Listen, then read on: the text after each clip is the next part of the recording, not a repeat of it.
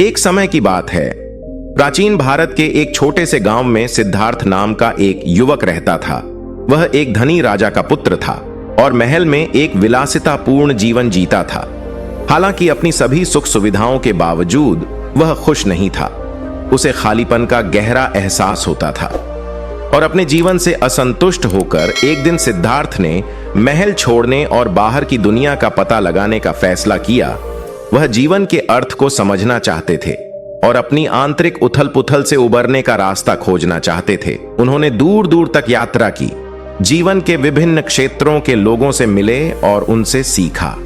उनके अनुभव एक दिन उनकी मुलाकात जंगल में रहने वाले तपस्वियों के एक समूह से हुई। वे आत्मत्याग और आत्मनियंत्रण की चरम प्रथाओं के लिए जाने जाते थे। सिद्धार्थ उनके जीवन के तरीके से प्रभावित हुए और उन्होंने तपस्वियों के मार्गदर्शन में उनके साथ शामिल होने का फैसला किया। सिद्धार्थ ने आत्मनियंत्रण की कला सीखी। उन्होंने अपने विचारों, भावनाओं और इच्छाओं को नियंत्रित करना सीखा। उन्होंने घंटों तक ध्यान का अभ्यास किया और कई दिनों तक खुद को भोजन और पानी से वंचित रखा। उनका मानना था कि खुद को सभी सांसारिक सुखों से वंचित करके वे आत्मज्ञान प्राप्त कर सकते थे। अतीत और सिद्धार्थ को गौतम बुद्ध के नाम से जाना जाने लगा। वह प्रबुद्ध व्यक्ति थे। अंततः उन्हें जीवन के अर्थ का उत्तर और दुखों पर काबू पाने का रास्ता मिल गया। उन्होंने दूसरों को आत्मनियंत्रण और आंतरिक शांति का अपना दर्शन सिखाना शुरू कर दिया। एक दिन एक व्यक्ति गोदामा बुद्ध के पास आया और उनसे पूछा कि गुरु, आप अपने विचारों और भावनाओं को कैसे नियंत्रित करते हैं? आप आंतरिक शांति की ऐसी स्थिति कैसे प्राप्त करते हैं? गौतम बुद्ध मुस्कुराए और उत्तर दिया कि यह आपके विचारों और भावनाओं को नियंत्रित करने के बारे में नहीं है। यह उन्हें समझने और जब आप उनका विरोध करते हैं तो उन्हें जाने देने के बारे में है।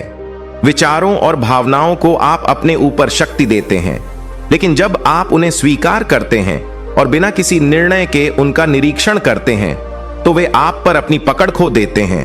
वह आदमी हैरान हो गया और उसने पूछा, लेकिन आप ऐसा कैसे करते हैं? आप अपने विचारों और भावनाओं को बिना पकड़े हुए कैसे देखते हैं? उन्हें सरकार बुद्ध ने उत्तर दिया कि इसके लिए अभ्यास और धैर्य की आवश्यकता होती है। जब कोई विचार या भावना उत्पन्न होती है तो आपको सबसे पहले अपने विचारों और भावनाओं के बारे में जागरूकता पैदा करनी चाहिए। बस उस पर प्रतिक्रिया या आलोचना किए बिना उसका निरीक्षण करें। इसे रहने दें और यह स्वाभाविक रूप से अभ्यास के साथ समाप्त हो जाएगा। आप अपने विचारों और भावनाओं को उनमें फंसे बिना देखने का कौशल विकसित करेंगे। आदमी ने सोच समझकर सिर हिलाया और पूछा, लेकिन इच्छाओं के बारे में आप अपनी इच्छाओं को कैसे नियंत्रित करते हैं? सरकार बुद्ध ने उत्तर दिया, इच्छाएं हैं समुद्र की लहरों की तरह, वे आती जाती रहती हैं। आप उन्हें नियंत्रित नहीं कर सकते, लेकिन आप उन पर सवारी करना सीख सकते हैं। जब आपकी कोई इच्छा हो तो बिना निर्णय किए उसका निरीक्षण करें।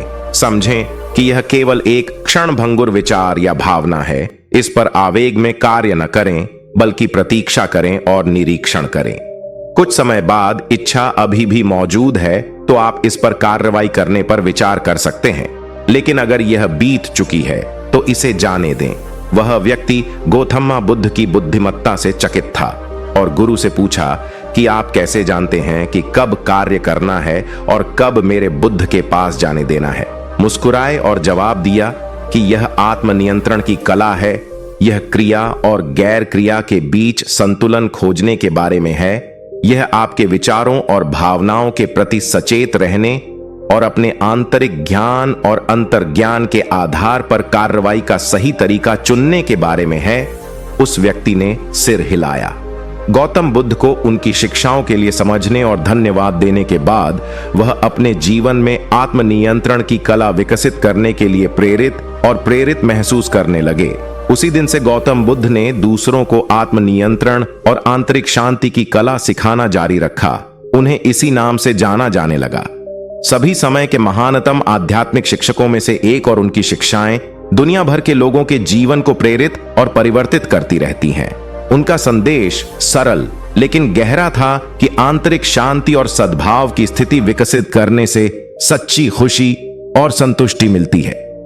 गौतम बुद्ध का आत्मनियंत्रण पर शिक्षाएं विशेष रूप से शक्तिशाली थीं, क्योंकि वे हमारे विचारों, भावनाओं और इच्छाओं में बह जाने की मानवीय प्रवृत्ति के बारे में बात करती थीं। उन्होंने समझा कि केवल इन आंतरिक स्थितियों का निरीक्षण और नियंत्रण करना सीख कर ही हम खुद को दुख से मुक्त कर सकते हैं और स्थायी पा सकते हैं। पिछले कुछ वर्षों में बहुत से लोग गौतम बुद्ध के पास अपने जीवन में आत्मनियंत्रण विकसित करने के बारे में मार्गदर्शन पाने के लिए आए। उन्होंने उन्हें हर समय अपने विचारों और भावनाओं के प्रति सचेत रहने और जागरूक रहने का महत्व सिखाया। उन्होंने उन्हें स्वयं और दूसरों के प्रति दयालु और नम्र होने की करुणा का महत्व भी सिखाया। आत्मनियंत्रण पर गौतम बुद्ध की सबसे प्रसिद्ध शिक्षाओं में से एक दो तीरों की कहानी थी।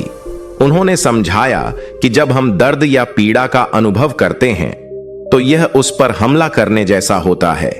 एक तीर यह पहला तीर है, लेकिन दूसरा तीर वह है जिसे हम पहले तीर पर अपनी प्रतिक्रियाओं के माध्यम से खुद पर लगाते हैं। हम क्रोधित या भयभीत हो सकते हैं, जो हमें और अधिक दर्द और पीड़ा का कारण बनता है। गौतम बुद्ध ने सिखाया कि आत्मनियंत्रण की कुंजी दूसरे तीर की चपेट में आने से बचना है।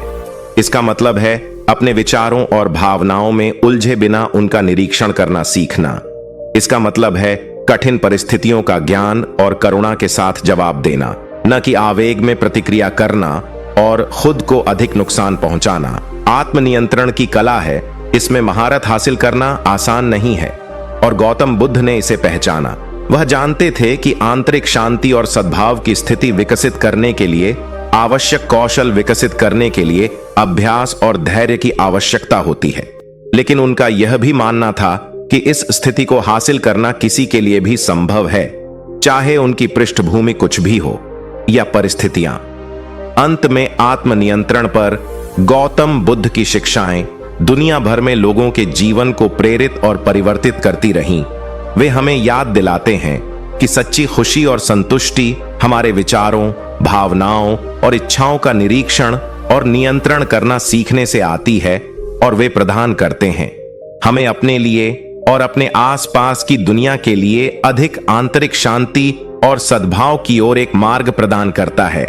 यदि आप आज के वीडियो से कुछ सीखते हैं तो इस वीडियो को लाइक करें और सब्सक्राइब करें, और इसे अपने दोस्तों और परिवार के सदस्यों के साथ भी साझा करें।